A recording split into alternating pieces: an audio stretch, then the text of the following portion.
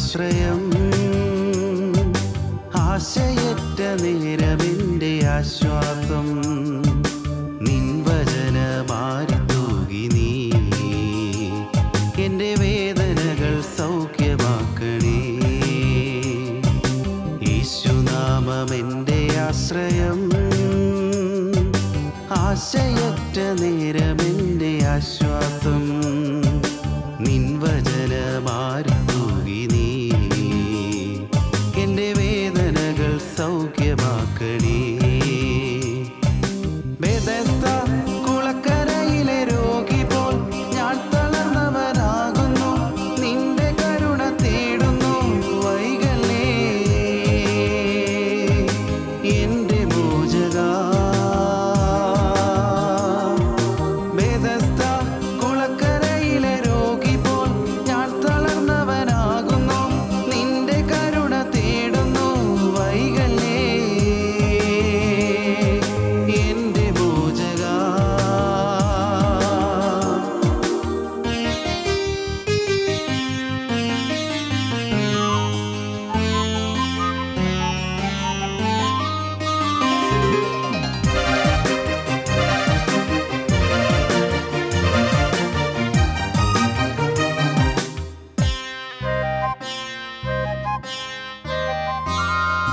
ചാട്ടവാറുകൊണ്ടു പ്രഹരമേൽക്കവേ ചീറ്റിയില്ല കോപമെൻ്റെ നായകൻ. ചാട്ടവാറുകൊണ്ടു പ്രഹരമേൽക്കവേ ചീറ്റിയില്ല കോപമെൻ്റെ നായകൻ.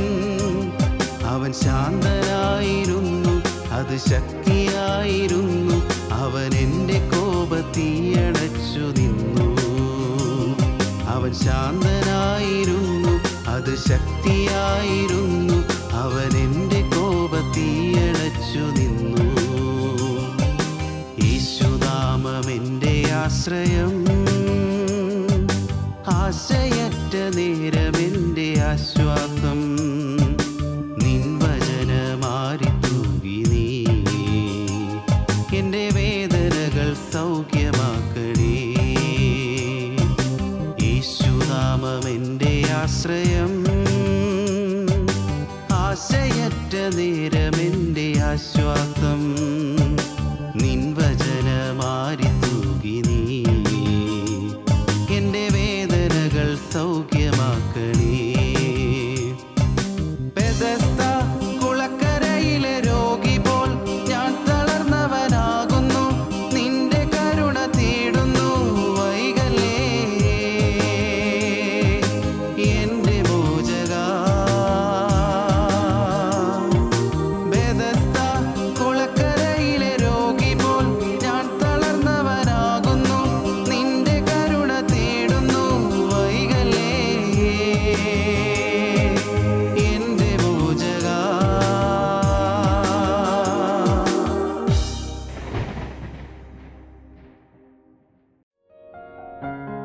ഞങ്ങളും ക്രൂശിക്കപ്പെട്ട ക്രിസ്തുവിനെ പ്രസംഗിക്കുന്നു. ദൈവത്തിന് സ്തോത്രം. ദൈവ തിരുനാമത്തിൻ്റെ മഹത്വം ഉണ്ടാകട്ടെ. ഈ ക്രിസ്തീയ ജീവിതം അത് വളരെയേറെ കഷ്ടത നിറഞ്ഞതാണ്. വളരെയേറെ ത്യാഗം ആവശ്യമാണ്. ത്യാഗം പലതും സഹിക്കേണ്ടി വരും, പലതും ത്യജിക്കേണ്ടി വരും. ത്യാഗം നിറഞ്ഞൊരു വഴിയാണ് ക്രിസ്തീയ ജീവിതം. പ്രയാസമുണ്ട്.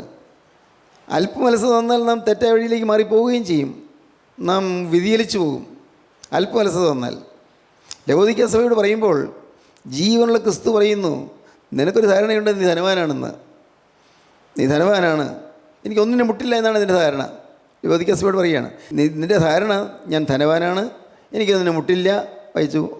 ഞാൻ ധനവാൻ സമ്പന്നനായിരിക്കുന്നു, എനിക്ക് ഒന്നിനും മുട്ടില്ല എന്ന് പറഞ്ഞുകൊണ്ട് നീ നിർഭാഗ്യനും അരിഷ്ടനും ദരിദ്രനും കുരുടനും നഗ്നനും എന്ന് അറിയാതിരിക്കിയാൽ നീ സമ്പന്നനാകേണ്ടതിന് തീയിൽ ഊതിക്കഴിച്ച പൊന്നും നിന്റെ നഗ്നതയുടെ ലജ്ജ വെളിവാകാതെ വണ്ണം ധരിക്കേണ്ടതിന് വെള്ളയുടുപ്പും നിനക്ക് കാഴ്ച ലഭിക്കേണ്ടതിന് കണ്ണിലെഴുതുക ലേപവും എന്നോട് വിലയ്ക്ക് വാങ്ങുവാൻ ഞാൻ നിന്നോട് ബുദ്ധി പറയുന്നു. ദൈവത്തിന് സ്തോത്രം. സഭയോട് പറയുകയാണ്, നീ നിൻ്റെ ധാരണ ധനവാനാണെന്നാണ്. കാരണം ലവോദിക്ക സഭ ആ കാലയളവിലെ ഏറ്റവും സമ്പന്നമായ സഭയായിരുന്നു. ധനാഗമ മാർഗങ്ങൾ അവർക്കുണ്ടായിരുന്നു. ലവോദിക്ക സഭയിൽ, ആ പ്രദേശത്ത് ലവോദിക്കയിലുണ്ടായിരുന്ന വലിയ വസ്ത്രശാലകളുണ്ട്. ഏറ്റവും മേൽത്തരമായ വസ്ത്രം നെയ്തിരുന്ന സ്ഥലമാണ് ഈ ലവോദിക്ക. ഏറ്റവും മികവേറിയ വസ്ത്രം. അവിടെ ബാങ്കിങ് സംവിധാനം ഉണ്ടായിരുന്നു, പണമിടപാട് സ്ഥാപനങ്ങളുണ്ടായിരുന്നു. ആ ആദ്യമകാലത്ത്, നൂറ്റാണ്ടുകൾക്കപ്പുറം അന്ന് ഈ ആധുനികമായ പരിഷ്കാരത്തിന് ചേർന്നതായ പലതും അവിടെ ഉണ്ടായിരുന്നു. അവിടെ ഒരു പ്രത്യേക കുഴമ്പുണ്ടാക്കുന്നുണ്ടായിരുന്നു. ആ കുഴമ്പ് കണ്ണിലെഴുതാനുള്ള ലേപമാണ്. കണ്ണിന് അസുഖം വരാതെ എഴുതാൻ ഒരു ലേപം, അത് ലവോദിക്കക്കാർ പ്രത്യേകിച്ച് ഉണ്ടാക്കുന്ന അവരുടെ ഒരു സിദ്ധൌഷധമായിരുന്നു. ഇതെല്ലാം ഉള്ളതുകൊണ്ട് അവർ അഭിമാനിച്ച് കഴിയുകയാണ്. ഞങ്ങൾക്ക് ഒരു കുഴപ്പമില്ല, ഞങ്ങൾ സമ്പന്നരാണ്, ഞങ്ങൾക്കൊന്നിനും മുട്ടില്ല, ജീവിക്കാൻ മാർഗമൊക്കെ ഉണ്ട്, കർത്താവ് ഞങ്ങളുടെ കാര്യത്തിലെല്ലാം ചെയ്തു തരുന്നുണ്ട്, എല്ലാ വിധത്തിലും നല്ല മാർഗം തന്നിട്ടുണ്ട്. ഒരു സമ്പന്നത അവർക്കുണ്ടായിരുന്നു. സമ്പന്നത. എനിക്കെല്ലാം ഒന്നിനും മുട്ടില്ല. ഇവിടെ കണ്ണിലെഴുതാനുള്ള ലേപനമുണ്ട്. അല്ല, ഇവിടെ ഞങ്ങളുടെ നാട്ടിൽ ഏറ്റവും നല്ല സുഗന്ധദ്രവ്യങ്ങളുണ്ട്, സുഗന്ധ വസ്തുക്കളുണ്ട്. ഇതെല്ലാം കൊണ്ട് അവർ അഭിമാനിച്ച് കഴിയുകയാണ്. കർത്താവ് പറയുന്നു, നിൻ്റെ ധാരണ നീ സമ്പന്നനാണെന്നാണ്, നീ ധനവാനാണെന്നാണ്. പക്ഷേ നീ ദരിദ്രനാണ് എന്ന വസ്തുത നീ അറിഞ്ഞിട്ടില്ല. ദരിദ്രനാണ്. ഞാൻ ധനവാൻ, ഞാൻ സമ്പന്നനായിരിക്കുന്നു നീ പറയുന്നു, പക്ഷേ നീ ദരിദ്രനാണ്. ഞാൻ ധനവാൻ, ഞാൻ സമ്പന്നനായിരിക്കുന്നു, എനിക്കൊന്നിനും മുട്ടില്ല എന്ന് പറഞ്ഞു. അടുത്ത വാക്യം. എന്ന് പറഞ്ഞുകൊണ്ട് നീ നിർഭാഗ്യനും അരിഷ്ടനും ദരിദ്രനും കുരുടനും നഗ്നനും എന്ന് അറിയാതിരിക്കിയാൽ നീ സമ്പന്നനാകേണ്ടതിന് തീയിൽ ഊതിക്കഴിച്ച പൊന്നും നിന്റെ നഗ്നതയുടെ ലജ്ജ വെളിവാകാതെ വണ്ണം ധരിക്കേണ്ടതിന് വെള്ളയുടുപ്പും നിനക്ക് കാഴ്ച ലഭിക്കേണ്ടതിന് കണ്ണിലെഴുതുവാൻ ലേപവും എന്നോട് വിലയ്ക്ക് വാങ്ങുവാൻ ഞാൻ നിന്നോട് ബുദ്ധി പറയുന്നു. ദൈവത്തിന് സ്തോത്രം. നീ ഒരു കാര്യം ചെയ്താൽ കൊള്ളാം, എല്ലാം തരാൻ ഞാൻ തയ്യാറാണ്. വില തരണം, കോസ്റ്റുണ്ട്, അല്പം റിസ്ക്കിയാണ്, ഇത്തിരി കഷ്ടപ്പാടുണ്ട്, നല്ല കോസ്റ്റ് കൊടുക്കേണ്ടി വരും. നിന് വില തരണം. നിനക്ക് സമ്പന്നനാകാനുള്ള കാര്യം ഞാൻ പറഞ്ഞു തരാം. നിൻ്റെ കണ്ണിൻ്റെ രോഗം മാറാനുള്ള വഴി ഞാൻ പറഞ്ഞു തരാം. നല്ല വസ്ത്രം അതും ഞാൻ പറഞ്ഞു തരാം. എല്ലാം തരാം. പക്ഷേ നീയെ സമ്മതിക്കണം, ഞാൻ ദരിദ്രനായിപ്പോയി എന്ന്, ഞാൻ കുരുടനാണെന്ന്, ഞാൻ നഗ്നനാണെന്ന്. നിൻ്റെ ധാരണ നീ മനോഹരമായ പട്ടുവസ്ത്രങ്ങൾ ധരിച്ചുകൊണ്ട് നടക്കുന്നു, പട്ടുവസ്ത്രങ്ങൾ വിദേശങ്ങളിലേക്ക് പോലും കയറ്റി അയക്കുന്നു. കൊള്ളാം, നിൻ്റെ ധാരണ നീ ധാരാളം വസ്ത്രമുള്ളവനാണെന്നാണ്. പക്ഷേ നീ നഗ്നനാണ്. ആത്മീയമായ ദാരിദ്ര്യവും ആത്മീയമായ ലജ്ജാവഹമായ നഗ്നതയും ഉള്ള അനേകം ആളുകളുണ്ട്. ആത്മീയമായി കണ്ണ് കുരുടായിരിക്കുന്ന അനേകം ആളുകളുണ്ട്. ലോകപ്രകാരം നല്ല ബുദ്ധിശാലികളായിരിക്കും, നല്ല ബുദ്ധിജീവികളായിരിക്കും, നല്ല പഠിപ്പുണ്ടായിരിക്കും, പണ്ഡിതന്മാരായിരിക്കും. പക്ഷേ ആത്മീയമായ കാര്യം പറയുമ്പോഴേക്കും അവർക്ക് ഒന്നും മനസ്സിലാകുന്നില്ല. കണ്ണടഞ്ഞു പോയി. ഒരുപക്ഷെ ഉയർന്ന ഡിഗ്രികൾ കിട്ടിയിട്ടുണ്ടായിരിക്കും, നല്ല ശാസ്ത്രീയമായ നേട്ടങ്ങൾ കിട്ടിയിട്ടുണ്ടായിരിക്കും, പല പദവികൾ നേടിയിട്ടുണ്ടായിരിക്കും, ലോകം പ്രശംസിക്കുന്നതായ പല ഉന്നതമായ ബിരുദങ്ങൾ ലഭിച്ചിട്ടുണ്ടാകും. പക്ഷേ ആത്മീയമായി പറയുമ്പോൾ നീ കണ്ണുകാഴ്ചയില്ലാത്തവനാണ്, നീ ഒന്നും കാണുന്നില്ല, കണ്ണുകാഴ്ചയില്ല, നീ നഗ്നനാണ്, നിനക്ക് നല്ല ഉടുപ്പില്ല. എന്നാണ് പറഞ്ഞതിൻ്റെ അർത്ഥം. അനേകം വിശ്വാസികൾ എന്ന് പറയുന്ന ക്രിസ്ത്യാനികൾ അനേകരും ഇന്ന് ദരിദ്രരാണ് എന്നറിയുന്നില്ല, ഇന്ന് കുരുടനാണെന്ന് അറിയുന്നില്ല, ഇന്ന് നഗ്നനാണെന്ന് അറിയുന്നില്ല, ഇന്ന് കണ്ണിന് കാഴ്ചയില്ല എന്നറിയുന്നില്ല. അനേകരും ഇന്ന് സ്വന്തം അവസ്ഥ തിരിച്ചറിയാതെ പോകുന്നു. ക്രിസ്തീയ ജീവിതത്തിൻ്റെ ഏറ്റവും വലിയ മൗലികമായ ഒരു പ്രമാണം ഞാൻ എന്നെ തന്നെ കാണുക എന്നുള്ളതാണ്. ഞാൻ ദൈവത്തെ കാണുക എന്നുള്ളതും. ദൈവത്തെ കാണുമ്പോൾ ദൈവം മഹാപരിശുദ്ധനായ ദൈവം, എന്നെ കാണുമ്പോൾ ഏറ്റവും പാപിയായൊരു മനുഷ്യൻ. ഇതാണ് സാക്ഷാത്തായൊരു വെളിപ്പാട്, സാക്ഷാലുള്ള റെവലേഷൻ. അതാണ്. എന്താണ് റെവലേഷൻ? ഞാൻ ആരെയെന്ന് ഞാൻ തിരിച്ചറിയുക, ദൈവം ആരെയെന്ന് ഞാൻ തിരിച്ചറിയുക. ദൈവം നിത്യനായ ദൈവം, ജീവനുള്ള ദൈവം, അവിടുന്ന് ജീവനുള്ള ദൈവം, എല്ലാം രഹസ്യവും പരസ്യവും കാണുന്ന ദൈവമാണ്, എൻ്റെ അകവും പുറവും കാണുന്ന ദൈവമാണ്. സഹോദരങ്ങളെ, ലളിതമായ കാര്യം ഞാൻ ചോദിച്ചു കൊള്ളട്ടെ, നിങ്ങൾക്കൊരു ബോധമുണ്ടോ എപ്പോഴും എൻ്റെ ദൈവം എന്നെ കാണുന്നു എന്ന്? നിങ്ങൾ പഠിക്കാൻ പോകുന്ന കുട്ടികൾ ഹോസ്റ്റൽ റൂമിലായിരിക്കുമ്പോൾ ദൈവം എന്നെ കാണുന്നു ചിന്തയുണ്ടോ? അല്ല ക്ലാസ് മുറിയിലായിരിക്കുമ്പോൾ, അല്ലെങ്കിൽ പോകുന്ന വഴിക്ക് കോളേജ് ബസ്സിലോ അല്ല സ്കൂൾ ബസ്സിലോ പോകുമ്പോൾ ദൈവം എന്നെ കാണുന്നു ചിന്തിക്കാറുണ്ടോ?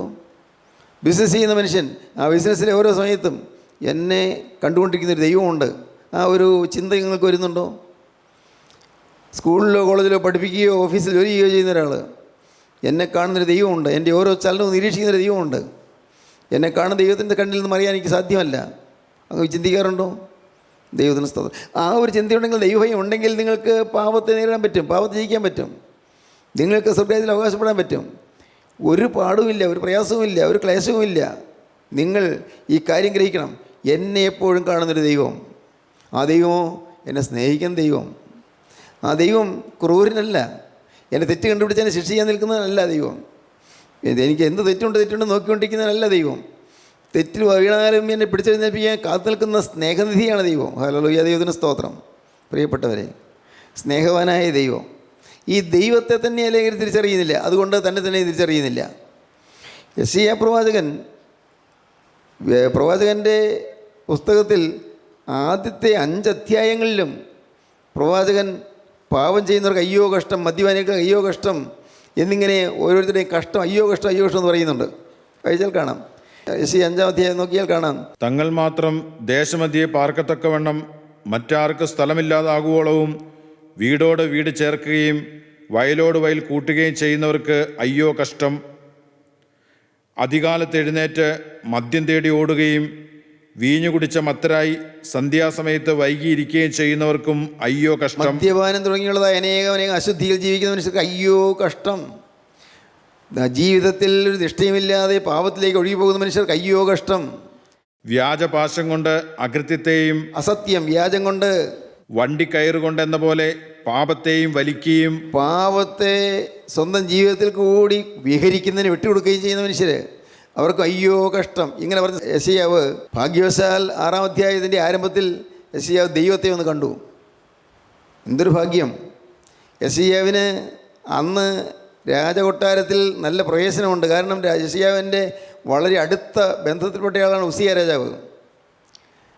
ഉസിയ രാജാവിൽ ആശ്രയം ഉണ്ടായിരുന്നു. രാജാവിൻ്റെ സ്വന്തമല്ലേ, അതുകൊണ്ട് എനിക്ക് എവിടെയും കടന്നു ചെല്ലാമല്ലോ. പക്ഷേ രാജാവ് മരിച്ചു, ഉസിയാവ് മരിച്ചപ്പോൾ അപ്പോഴാണ് മനസ്സിലായത് ആശ്രയസ്ഥാനം ഇളകിപ്പോയി, എൻ്റെ ആശ്രയം പോയി. മുമ്പ് എനിക്ക് രാജാവ് ഉണ്ടായിരുന്നു കൂട്ടിന്. രാജാവ് ഞാൻ എന്ത് തെറ്റ് ചെയ്താലും എന്നെ ഒന്ന് അക്കോമഡേറ്റ് ചെയ്യാൻ, എൻ്റെ ജീവിതത്തിൽ എന്ത് തെറ്റ് വന്നാലും അതെല്ലാം സാരമില്ല എന്ന് പറഞ്ഞ് കൊണ്ടുപോകാൻ രാജാവുണ്ടായിരുന്നു. എനിക്ക് പിന്തുണയായ രാജാവുണ്ടായിരുന്നു. ഉസിയ രാജാവ് മരിച്ചു.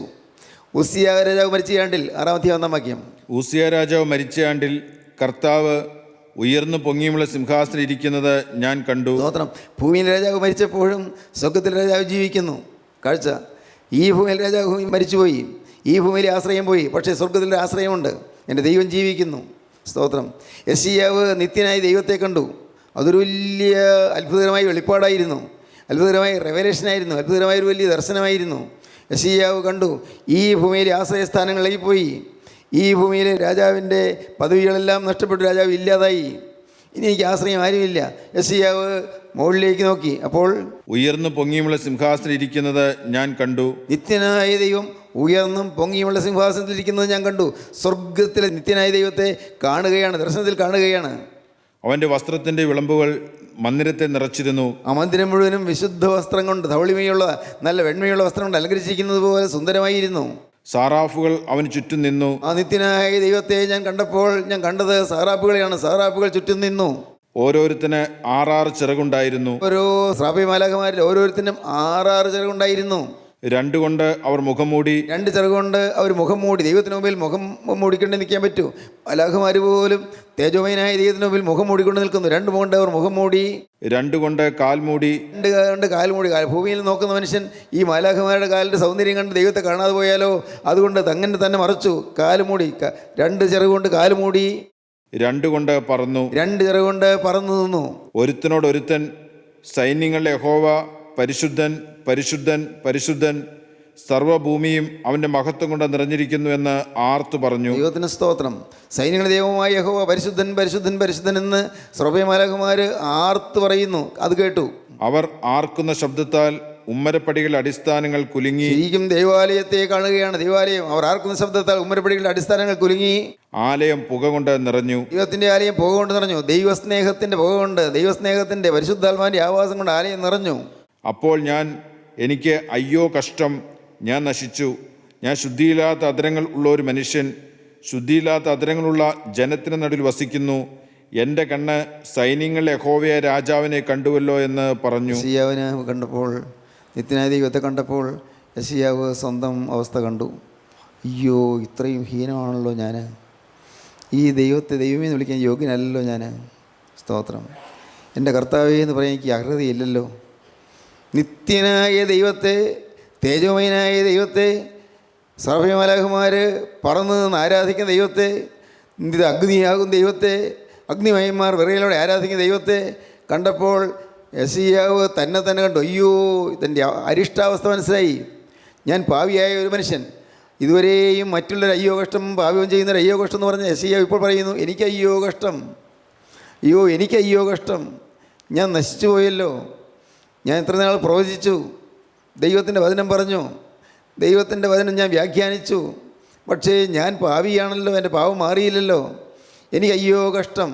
എൻ്റെ ചുണ്ട്, ഞാൻ ദൈവത്തിൻ്റെ വചനം പറഞ്ഞ ചുണ്ട് അത് അശുദ്ധിയായിപ്പോയല്ലോ, അശുദ്ധമായ ചുണ്ടുകൂടാണല്ലോ ഞാൻ മറ്റുള്ളവരെക്കുറിച്ച് അയ്യോ കഷ്ടം പറഞ്ഞത്. സ്തോത്രം. ഈ ചുണ്ടുകൊണ്ട് ഞാൻ മറ്റുള്ളവരെ ഉപദേശിച്ചു, ഈ ചുണ്ടുകൊണ്ട് മറ്റുള്ളവർക്ക് ഞാൻ മാർഗ്ഗങ്ങൾ ഉപദേശിച്ചു കൊടുത്തു, പക്ഷേ ഈ ചുണ്ട് അശുദ്ധിയുള്ള ചുണ്ടാണല്ലോ, എനിക്ക് അയ്യോ കഷ്ടം, ഞാൻ നശിച്ചു. ഞാൻ ശുദ്ധിയില്ലാത്ത അധരങ്ങളുള്ള ഒരു മനുഷ്യൻ, ശുദ്ധിയില്ലാത്ത അധരങ്ങളുടെ ജനത്തിനൊടുവിൽ ഞാൻ വസിക്കുന്നു. എൻ്റെ കണ്ണ് സൈന്യങ്ങളുടെ ദൈവമായ യഹോവയായ രാജാവിനെ കണ്ടുവല്ലോ. സ്തോത്രം. ദൈവത്തിന് സ്തോത്രം. പ്രിയപ്പെട്ടവരെ, തന്നെത്താൻ കാണുന്നതാണ് യഥാർത്ഥമായ കാഴ്ച. ദൈവം എന്നെ കാണുന്നത് പോലെ ഞാൻ എന്നെ തന്നെ കാണുന്നതാണ് യഥാർത്ഥമായ കാഴ്ച. എൻ്റെ സ്വന്തം കാഴ്ചയാണെങ്കിൽ ഞാൻ നീതിമാനാണ്, സ്വന്തം കാഴ്ചയാണെങ്കിൽ ഞാൻ സമ്പന്നനാണ്, സ്വന്തം കാഴ്ചയാണെങ്കിൽ നല്ല വസ്ത്രമുള്ളവനാണ്, സ്വന്തം കാഴ്ചയാണെങ്കിൽ ഞാൻ നല്ല ഭാഗ്യമുള്ളവനാണ്. എന്നാൽ ദൈവത്തെ കാണുമ്പോൾ മനസ്സിലാകും, ഞാൻ ദരിദ്രൻ, ഞാൻ നഗ്നൻ, ഞാൻ കണ്ണ് കുരുടൻ, ഞാൻ അരിഷ്ടൻ, ഞാൻ നിർഭാഗ്യവാൻ, എനിക്ക് അയ്യോ കഷ്ടമെന്ന് തോന്നും. ദൈവത്തിന് സ്തോത്രം.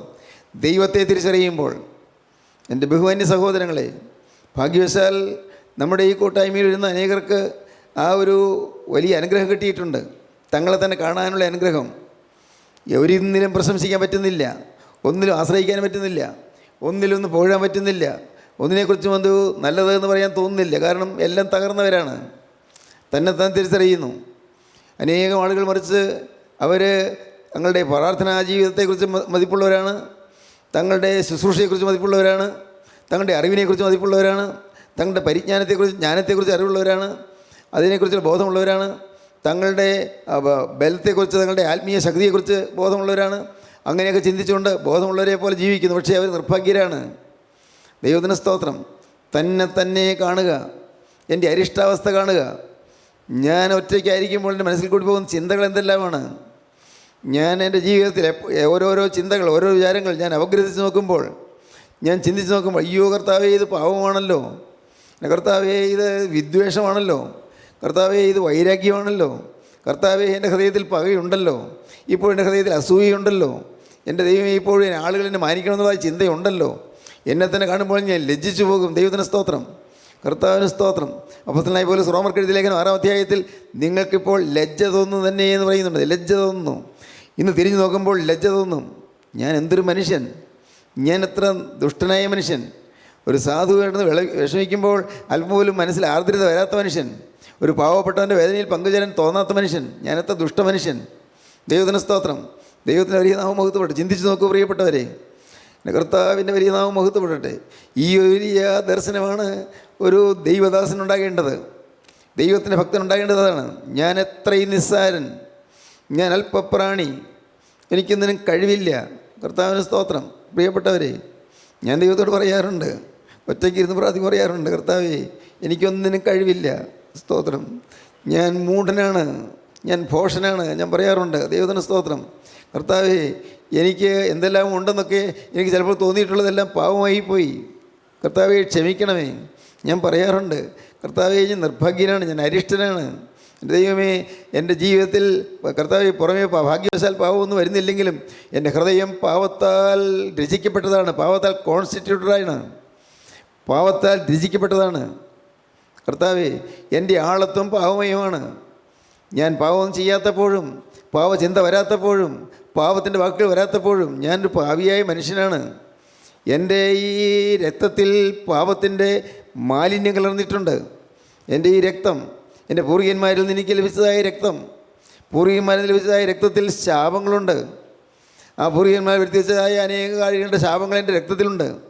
പൂർവികമായി വന്നിരിക്കുന്നതായ ശാപങ്ങൾ, തലമുറയിൽ കൂടി പകർന്നു വന്നതായ ചില ശാപങ്ങൾ എൻ്റെ മേലുണ്ട്. എന്തെല്ലാമെന്ന് എനിക്ക് അറിഞ്ഞുകൂടാ. പക്ഷേ ഞാനൊരു ജഡീകനാണ്, ഞാൻ അല്പം പോലും ആത്മീകനല്ല. ഞാൻ ദൈവത്തോട് പറയാറുണ്ട്, കർത്താവേ, എൻ്റെ ദൈവമേ, എൻ്റെ പൂർവികന്മാർ എന്തെങ്കിലും തെറ്റ് ചെയ്തെന്ന് എനിക്ക് അറിഞ്ഞുകൂടാ. പൂർവികന്മാർ യേശുവിനെ കണ്ടിട്ടുണ്ടോ അതും എനിക്കറിയാൻ പാടില്ല. പക്ഷേ എനിക്കറിയാം പൂർവികന്മാരിൽ കൂടി പകർന്നു വന്നതായ അനേകം അനർത്ഥങ്ങൾ എൻ്റെ ജീവിതത്തിലുണ്ടായെന്ന്, അനേകം സ്വഭാവ ദൂഷ്യങ്ങൾ എൻ്റെ ഹൃദയത്തിലുണ്ടായെന്ന്. ദൈവത്തിന് സ്തോത്രം. എൻ്റെ സ്വഭാവം മാറേണ്ടിയിരിക്കുന്നു. ലോകത്തിൻ്റെ അടിമയായിട്ടാണ് ഞാൻ ജീവിച്ചു തുടങ്ങിയത്. കർത്താവ്, ലോകത്തിൻ്റെ അടിമ.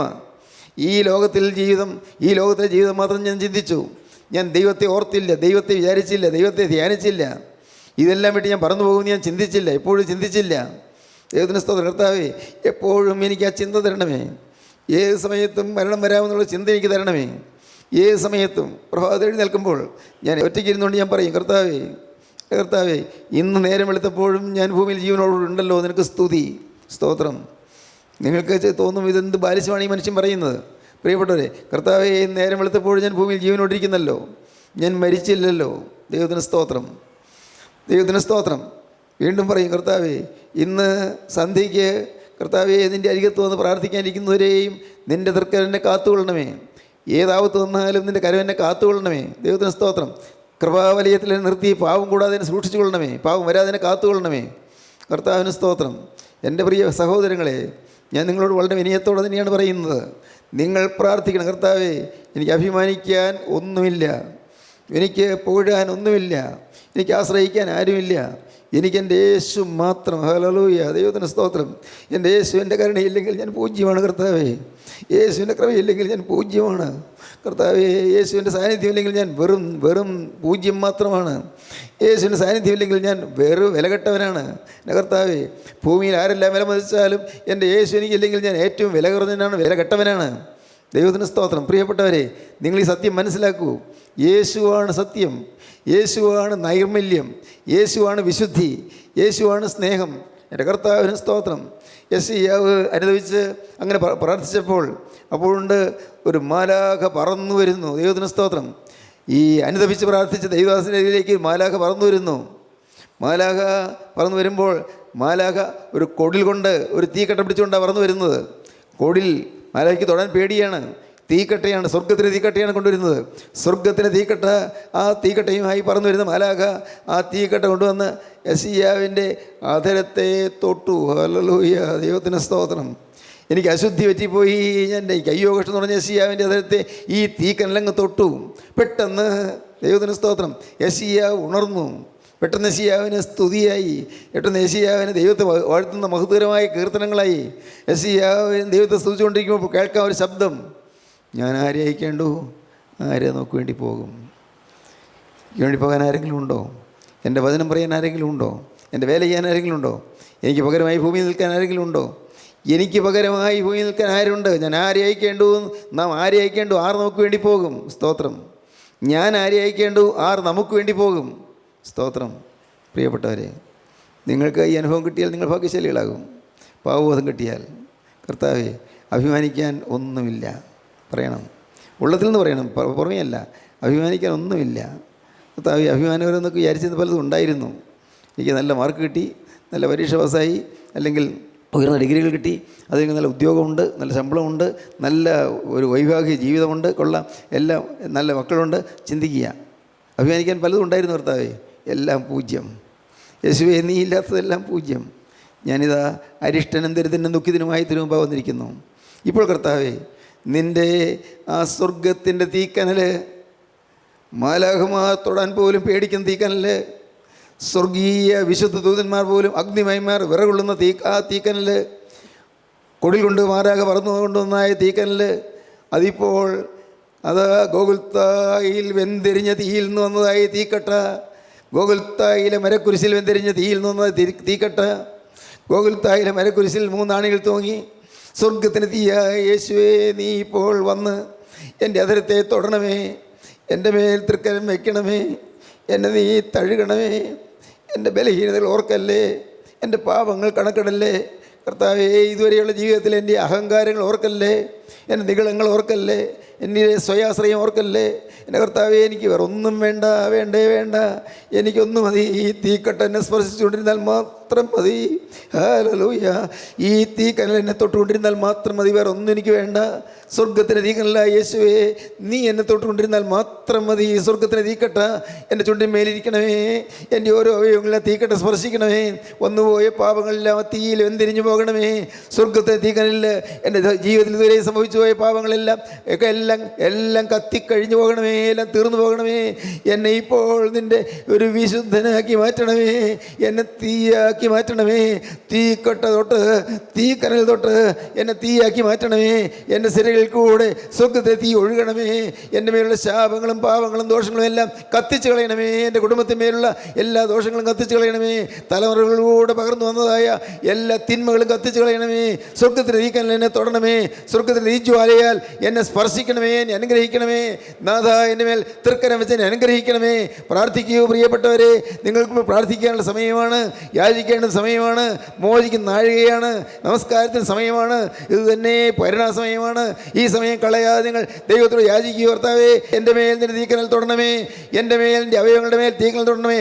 അശുദ്ധി പറ്റിയ അവയവങ്ങളാണ്, തെറ്റുപറ്റിയ അവയവങ്ങളാണ്. നാവ് മാത്രമല്ല, ചുണ്ട് മാത്രമല്ല, ചിന്താശക്തി മാത്രമല്ല, കണ്ണുകൾ മാത്രമല്ല. എൻ്റെ ദൈവമേ, എൻ്റെ ഓരോ അവയവത്തിലും പാപം വന്നു പോയിട്ടുണ്ട്, അശുദ്ധി സംഭവിച്ചു പോയിട്ടുണ്ട്. തൊടണമേ, കത്തിക്കണമേ. ആത്മാവിനെ തീ എന്നിൽ ഇറങ്ങി വരണമേ. തീയാൽ എന്നെ ജ്വലിപ്പിക്കണമേ. ഹല്ലേലൂയ. കരുണാസമ്പന്നനായ ഞങ്ങളുടെ ജീവനുള്ള ദൈവമേ, അതിമനോഹരമായ ഒരു സമയം ഞങ്ങൾക്ക് തന്നതിനായി ഞങ്ങൾ നിന്നെ സ്തുതിക്കുന്നു. നാഥ, അവിടെ ഞങ്ങളുടെ കൂടെ തന്നെ ഉള്ളതിനായി ഞങ്ങൾ നിന്നെ സ്തുതിക്കുന്നു. എൻ്റെ കർത്താവേ, സന്തോഷത്തിൻ്റെയും സമാധാനത്തിൻ്റെയും ആർപ്പിൻ്റെയും ഘോഷം നീതിമാന്മാരുടെ കൂടാരങ്ങളിലുണ്ടെന്ന് കൽപ്പിച്ചവനെ, നന്ദിയോടെ സ്തോത്രം.